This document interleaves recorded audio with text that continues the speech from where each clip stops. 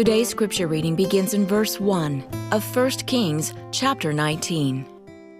Now Ahab told Jezebel everything that Elijah had done, and how he had killed all the prophets with the sword.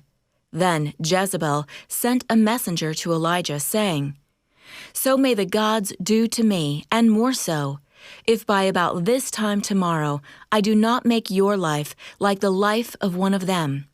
And he was afraid, and got up and ran for his life, and came to Beersheba, which belonged to Judah, and he left his servant there. But he himself went a day's journey into the wilderness, and came and sat down under a broom tree. And he asked for himself to die, and said, "Enough! Now, Lord, take my life, for I am no better than my fathers." Then he lay down and fell asleep under a broom tree. But behold, there was an angel touching him, and he said to him, "Arise, eat." And he looked, and behold, there was at his head a round loaf of bread baked on hot coals, and a pitcher of water. So he ate and drank, and lay down again.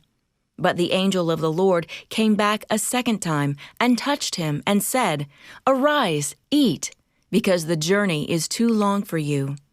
So he arose and ate and drank, and he journeyed in the strength of that food for 40 days and 40 nights to Horeb, the mountain of God. In 1 Kings chapter 18, Elijah experienced one of the most dynamic victories in all of Scripture. Armed with unflinching faith in the Lord, he faced down 450 priests of the local false deities. God moved mightily, destroying the idolaters and bringing glory to himself throughout Israel. What a fantastic win!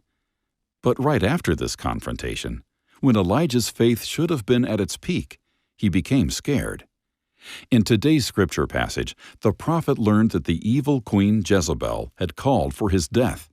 Apparently forgetting God's mighty victory just moments before, Elijah ran away. How could this be?